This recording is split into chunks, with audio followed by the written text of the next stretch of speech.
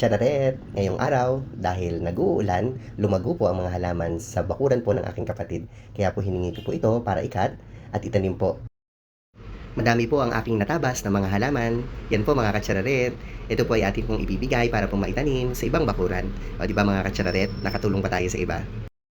May kalakihan din ang tataniman po natin ng halaman. Ito po yung gilid ng bakod.